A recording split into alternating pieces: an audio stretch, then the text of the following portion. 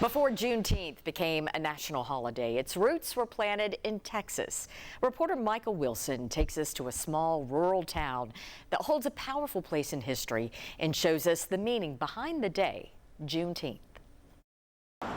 It's a beautiful story any way you look at it, man. It seems like it's not often that you can trace the history of something back to its origins. How rare that is that you have a moment in history that's documented from people who were actually there. But in Limestone County, that seems to be a common theme. Mahia is one of the most documented places in America. Especially when it comes to Juneteenth. We are the longest contiguous running Juneteenth celebration in the world. Slaves in Limestone County found out about their freedom on June 19th, 1865.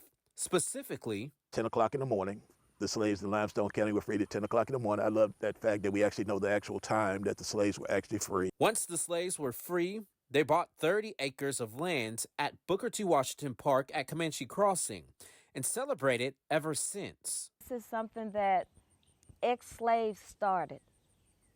Intelligent ex-slaves started. And now the Limestone County 19th of June organization continues the days-long celebration. We celebrate 3 days here in Mahia. We always celebrate the 17th, 18th, and 19th. And because the celebration spanned 3 days, they gave it a nickname. This is where the term Juneteenth was coined here in at Comanche Crossing outside of Mahia. To represent June 17th, 18th, and 19th. And that term was Juneteenth. I think the importance is that we have to remember the beginnings of Juneteenth and where we actually started it and who kept it alive. That title belongs to Limestone County. So while it's not often that you can trace the history of something back to its origins, it's certain that you can trace the history of Juneteenth back to Limestone County. It's what kept Juneteenth alive. It's the heartbeat of Juneteenth. You cannot have a history of Juneteenth without talking about Mahia. Wonderful history lesson there. Well, coming up